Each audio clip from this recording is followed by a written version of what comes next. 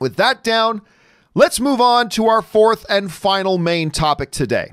And our fourth and final main topic for 2019 gets sent in to us by Ra, who writes, a couple of weeks ago, you did a segment talking about how The Mandalorian became the most in-demand show of the year. Well, apparently that has now officially been overthrown by The Witcher.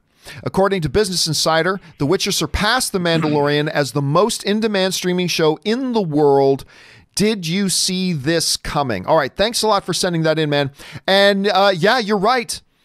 That is what happened. Let's take a look at it. This is the report that came to us from Business Insider.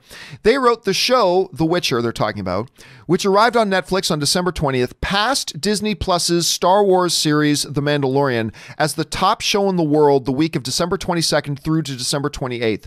The Witcher was also the top show in the US, with nearly 127 million demand expressions, compared with The Mandalorian's 115 million demand expressions in the US that week. And of course, that comes to us from the Business Insider. All right. I think there's a couple things here that we need to keep in mind, though, Rob, when talking about that. And then we'll get to the big stuff. I think the first thing you need to keep in mind is that when The Witcher dropped, it dropped 8 episodes.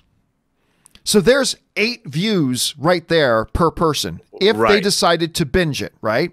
Whereas somebody who was keeping up on The Mandalorian, you know, they've got 1 episode to go that week.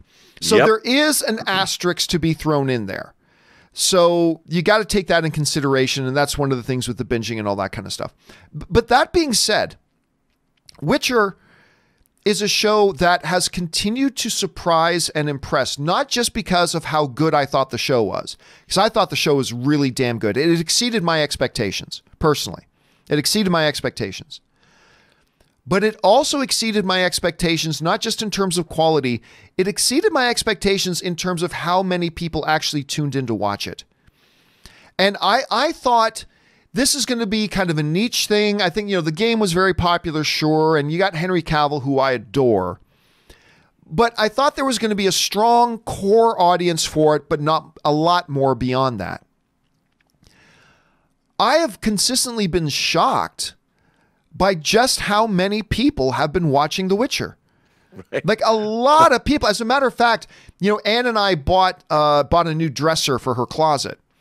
And we didn't feel like taking the 4 hours is going to take us. So we got a TaskRabbit person to come over. And Ann's up in the room, and that's where the dresser is. So this girl shows up to build the dresser for her.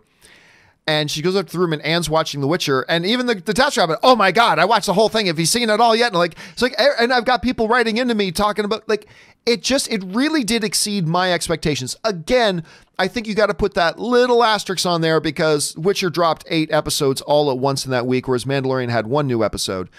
So you got to take it with a grain of salt.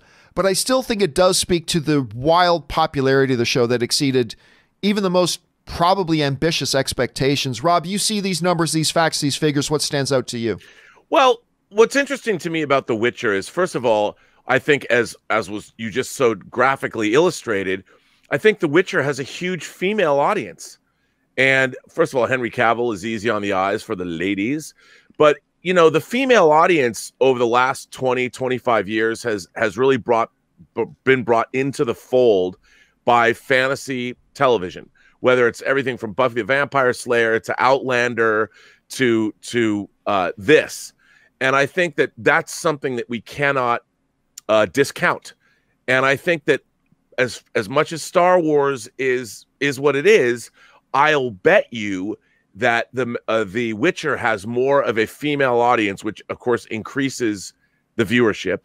But like you said, it has more episodes. They all dropped. 8 episodes dropped. But also, The Witcher was a book property. It was a very, very popular video game. Witcher 3 is, I think, considered one of the great video games of the last 5 years. And I just think that there's a huge, huge audience cross platforms. There's a lot of many different kinds of people that are interested in this kind of programming, especially in the wake of Game of Thrones leaving the air. So I think there was a lot of excitement about this show. It's handsomely produced, and people are into it. You know, there's a huge audience out there looking for adult fantasy done correctly. I mean, the Harry Potter audience, which is pretty much boys and girls, have now grown up to be women and men, and they love their fantasy, and The Witcher brings them certainly into adulthood very quickly.